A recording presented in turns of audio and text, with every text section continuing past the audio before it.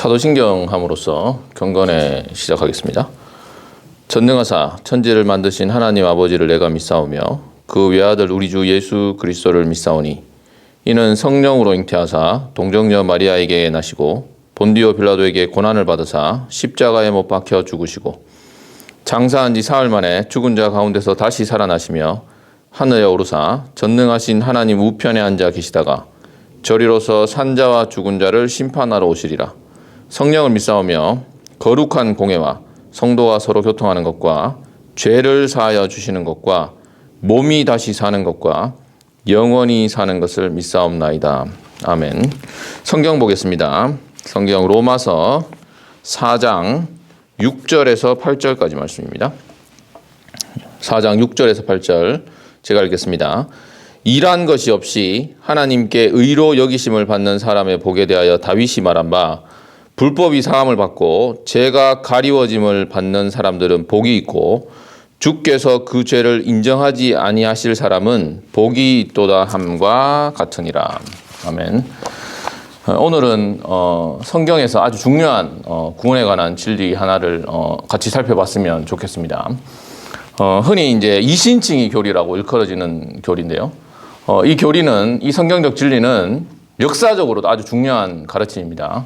마틴 루터가 성경에서 이 진리, 이 교리를 발견함으로써 종교개혁이 시작되었고 개신교, 더 정확히 말하면 성경적 기독교가 회복되었습니다. 그러나 사실 우리가 이 교리를, 이 성경적 진리를 살펴봐야 되는 이유는 단순히 우리 교회의 가르침, 우리 교회의 교리이기 때문이 아닙니다.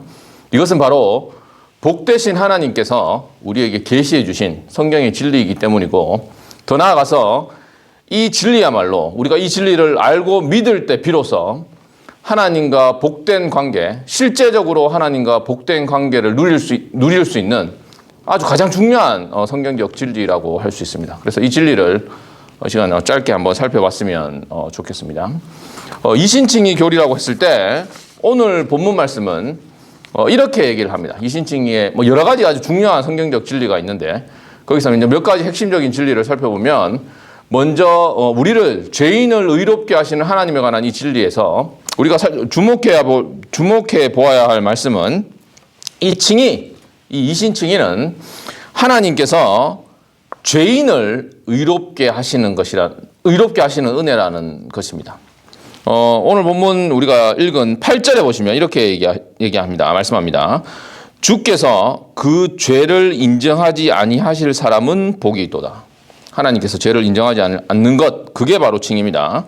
로마서 4장 5절은 또 이렇게 말씀합니다.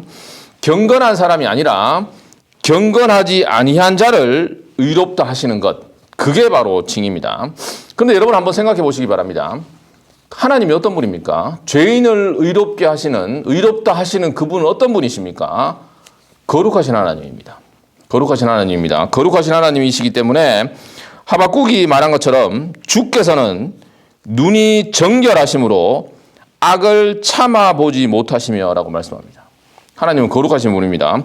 그런 분이 어떻게 죄인을 의롭다고 하실 수 있겠습니까? 여러분 이 칭의에서 말하는 죄인을 의롭다고 하는 것은 죄인을 의롭게 만드는 게 아닙니다. 여기서 사용하는 단어 의롭다 하다라는 말은 법적 선언을 말합니다. 예를 들어 누가복음 7장 29절에 보면 그 사람들이 세례를 받으면서, 요한의 세례를 받으면서 하나님을 의롭다 했다라고 얘기를 합니다. 그때 사용한 단어가 바로 여기서도 사용되는데, 그 단어는 바로 하나님이 의로우신 분이기 때문에 의롭다고 선언하는 겁니다. 인정하는 겁니다. 이런 법적 선언에 사용하는 말이 바로 칭입니다. 그런데 하나님께서는 지금 죄인을 의롭다고 하시는 그 복에 관해서 우리에게 말씀해 주고 있습니다. 성경 여러 곳에서 우리가 흔히 하나님께서 은혜로 죄인을 의롭다고 한다라고 얘기했을 때 그 가르침과 정반대되는 것 같은 그런 가르침이 사실 많이 나옵니다. 예를 들어 대표적인 몇몇 예를 들어보겠습니다. 출애굽기 23장 7절에 이런 말씀이 있습니다. 거짓 일을 멀리하라 하며 무죄한 자와 의로운 자를 죽이지 말라. 나는, 여기서 하나님을 가리키죠. 나는 의인을 의롭다 하지 아니하겠노라. 악인을 의롭다 하지 아니하겠노라라고 말씀합니다. 그래서 하나님은 나는 악인을 의롭다 하지 않는다. 그런 거룩한 하나님이다 이렇게 말씀하고 계십니다. 신명기 25장 1절도 우리가 주목해 봐야 되는데 거기서는 하나님께서 재판장들에게 이렇게 얘기를 하십니다. 사람들 사이에 시비가 생겨 재판을 청하면 재판장은 그들을 재판하여 의인은 의롭다 하고 악인은 정죄할 것이며 라고 말씀합니다. 하나님은 의로운 재판장을 어떠해야 한다고 말씀하십니까? 의로운 재판장은 의인은 의롭다 하고 악인은 악하다라고 그렇게 얘기를 해야 된다라고 말씀합니다. 잠언 17장 15절은 또 이렇게 말씀합니다. 악인을 의롭다 하고 의인을 악하다 하는 이 두 사람은 다 여호와께 미움을 받느니라 라고 말씀합니다. 이것은 하나님께서 싫어하시는 것이다 라고 말씀합니다. 여러분 잘 생각해 보시기 바랍니다. 그런데 가장 거룩한 재판장이신 하나님이, 의로운 하나님께서 죄인을 의롭다고 칭한다라고 얘기하는 것이 바로 칭의입니다. 어떻게 된 겁니까? 이것이 어떻게 가능한 일입니까? 왜 어떻게 가능하냐 하면 여러분 생각해 보십시오. 하나님께서 죄인인 저와 여러분 그 자신으로만 보면, 우리만 보면 결코 의롭다 하실 수가 없는 겁니다. 그게 아니라 그리스도를 믿는 우리를 의롭다 하시는 겁니다. 그래서 우리가 아니라 그리스도께서 행한 그 공로와 그 공로와 의를 보시고 우리에게 그 의를 전가해 주시고 그것을 우리 것으로 삼아 주심으로 말미암아서 죄인인 저와 여러분들을, 경건하지 않는 저와 여러분들을 의롭다고 칭할 수 있는 겁니다. 저와 여러분들은 자신의 선함으로 의롭게 된 것이 아닙니다.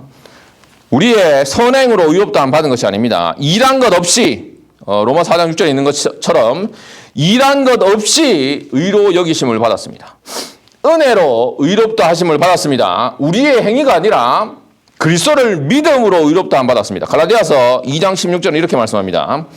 사람이 의롭게 되는 것은 율법의 행위로 말미암음이 아니요 오직 예수 그리스도를 믿음으로 말미암는 줄 알므로 우리도 그리스도 예수를 믿나니 이는 우리가 율법의 행위로서가 아니고 그리스도를 믿음으로써 의롭다함을 얻으려 함이라.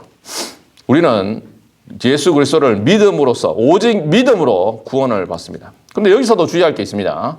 우리는 믿음 때문에 의롭다함 받는 게 아닙니다. 믿음 덕분에, 우리의 믿음, 우리가 믿음을 발휘했고 우리가 그리스도를 붙잡았기 때문에 의롭다함 받는 것이 아니라 우리가 믿은 그분이 우리를 구원하시는 겁니다. 우리는 은혜로 구원받은 것이고 우리가 그리스도를 붙잡는 그 믿음, 그리스도를 신뢰하는 그 믿음도 에베소 2장에 따르면 그것은 하나님의 선물이다. 우리는 오직 우리가 하는 것은 하나님의 은혜로 우리가 그리스도를 신뢰하는 것이다 라고 성경은 말씀하고 있습니다.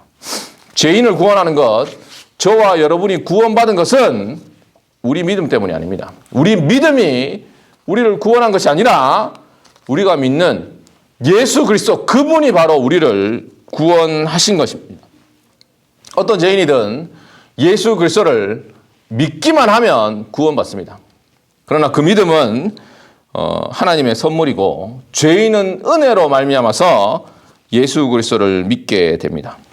심판받아 마땅한 죄인인 저와 여러분들이 예수 그리스도를 믿게 된 것은, 구원받고 믿게 된 것은 우리가 하나님의 은혜를 입었기 때문입니다. 은혜를 입은 죄인은 아무것도 자랑할 것이 없습니다. 심지어 믿음조차 자랑할 것이 없습니다. 우리가 본문 말씀 읽진 않았지만 로마서 4장 2절에 보면 이렇게 말씀합니다. 만일 아브라함이 행위로서 의롭다 하심을 받았으면 자랑할 것이 있으려니와 하나님 앞에서는 없느니라. 여러분이 만약 은혜를 입었다면, 정말 하나님의 은혜로 의롭다함을, 그래서 하나님의 은혜로 믿고 의롭다함을 받았다면 여러분은 아마 여러분의 믿음을 자랑하지 않을 것입니다. 여러분의 선행이나 여러분 안에 있는 선함이나 아니면 좋은 기질이나 성품이 아니라 오직 그리스도만을 자랑할 것입니다. 십자가만을 자랑할 것입니다. 하나님의 은혜만 찬양하는 자로 그렇게 서 있을 것입니다. 그렇다면 이런 우리가 믿음으로 오직 예수 그리스도를 믿음으로 하나님으로 말미암아서 의롭다함 받았다면 우리는 어떤 복을 누리게 됩니까? 성경은 이렇게 얘기합니다. 우리가 의롭다함 받으면 하나님과 평화를 누리게 된다라고 말씀합니다. 로마서 5장 1절은 이렇게 말씀합니다. 그러므로 우리가 믿음으로 의롭다 하심을 받았으니 우리 주 예수 그리스도로 말미암아 하나님과 화평을 누리자. 그래서 우리가 의롭다함 받으면 우리에게 있어서 가장 복된 것인 하나님과의 관계가 회복되고 하나님과 이 관계가 영원히 복된 관계를 유지하게 됩니다. 변함없이 하나님과 우리와의 관계, 평화로운 관계, 영원히 그 어떤 것도 이 관계를 깨트리지 않고 이 관계를 바꾸지 않고 이 관계를 뒤집지 않고 늘 영원히 평화로운 관계, 화평의 관계를 유지하게 됩니다. 이것을 두 가지로 표현할 수 있습니다. 첫 번째는 우리는 하나님 앞에서 결코 정죄받지 않습니다. 결코 정죄받지 않습니다.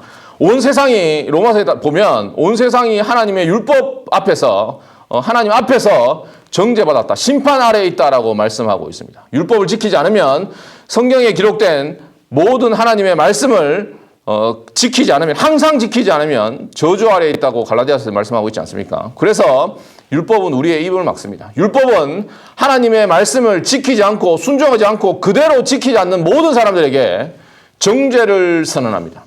그런데 어떻게 우리가 하나님 앞에서 화평을 누리고 정죄 없이 언제나 어느 때나 그리스도 안에 있는 자에게 결코 정죄함이 없는 그런 복된 관계를 누릴 수 있습니까? 그것은 그리스도께서 우리 대신 율법의 저주를 지셨기 때문입니다. 율법의 저주를 지시고 죄값을 지불하셨기 때문입니다. 갈라디아 말씀처럼 나무에 달린 자마다 저주 아래에 있다 하셨습니다. 예수께서 우리 대신 십자가에서 저주를 감당하셨고 우리 죄값을 다 지불하셨습니다. 그래서 그리스도 안에 있는 자에게는 결코 정죄함이 없는 겁니다. 그리스도께서 십자가에서 다 이루었다 말씀하신 것처럼 우리의 죄값을 다 지불하셨습니다. 그래서 우리의 죄가 어떤 죄도 하나님과 우리와의 기본적인 관계에 영향을 미치지 않습니다. 어떤 죄도 하나님과의 관계를 갈라놓지 않습니다. 물론 우리가 죄를 지으면 하나님께서 자신의 얼굴을 돌리시고 우리도 죄책감을 느끼고 하나님으로 도망가고 피하는 그런 일을 경험하게 됩니다. 그러나 그 모든 것조차도 하나님과 우리와의 굳이 표현하자면 객관적인 관계 아니면 법적 관계 하나님과 우리의 부자 관계에 결코 영향을 미치지 않습니다. 그 어떤 죄도 영원히 우리를 사랑하시는 그 하나님의 사랑에서 우리를 끊어놓지 않습니다. 물론 이 말은 우리가 죄를 가볍게 여기거나 아니면 죄를 지어도 된다는 얘기가 결코 아닙니다. 물론 그런 의미가 아닌 줄 알 거라고 생각됩니다. 왜냐하면 예수 그리스도께서 우리 죄를 위해 죽으셨습니다. 죄는 우리의 원수입니다. 우리는 피 흘리기까지 죄와 싸워야 되고 우리는 늘 날마다 회개하고 죄를 짓지 않도록 애를 써야 할 것입니다. 그러나 우리가 심지어 그런 노력 가운데서도 죄를 짓는다 하더라도 죄를 짓고 실패한다 하더라도 그 어떤 것도 하나님과 우리와의 관계에 영향을 미치지 않는다는 것을 믿으시기 바랍니다. 그게 바로 칭의 교리가 칭의에 관한 성경적 진리가 가르치는 바입니다. 로마서 8장 33절에서 35절에 바울 사도가 이렇게 멋지게 고백했습니다. 누가 능히 하나님께서 택하신 자들을 고발하리요 의롭다 하신 이는 하나님이시니 누가 정죄하리요. 그리스도 안에 있는 자에게는 결코 정죄함이 없습니다. 더 나아가서 하나님께서 우리를 그리스도 안에서 의롭다 하시면 모든 죄가 용서받을 뿐만 아니라 더 나아가서 우리를 영광의 상속자로 만들어 주십니다. 영광의 상속자로 복된 삶을 누릴 수 있는 모든 법적 권리를 허락해 주십니다. 이것도 우리가 읽지 않은 말씀인데요. 로마서 4장 13절은 이렇게 말씀합니다. 아브라함이나 그 후손에게 세상의 상속자가 되리라고 하신 언약은 율법으로 말미암은 것이 아니요 오직 믿음의 의로 말미암은 것이니라. 이것처럼 칭의는 단순히 우리의 죄를 씻어주고 처음 출발선에 단지 세워주는 게 아닙니다. 새 출발을 하게 해주는 것에 불과한 것이 아닙니다. 물론 우리가 그리스도의 피로 우리의 모든 죄가 덮여지는 것도 참 복된 일이지만 그것을 더 넘어서 그리스도의 의가 우리 것으로 간주됨으로 말미암아서 우리는 완벽하게 하나님 보시기에 완벽한 의인이 되는 겁니다. 의인으로 간주해 주시는 겁니다. 의인으로서 누릴 수 있는 모든 법적 권리와 영광의 상속자가 믿음으로 그 자체로 되는 겁니다.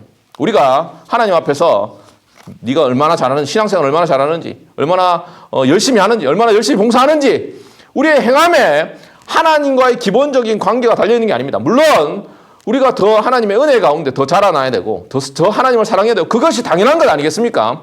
그러나 우리가 실제로 우리가 게으르고 나태하고 심지어 우리가 죄를 짓고 실패한다 하더라도 하나님께서 우리에게 부르신 그 영광의 상속자로서의 권리를 상실하지 않습니다.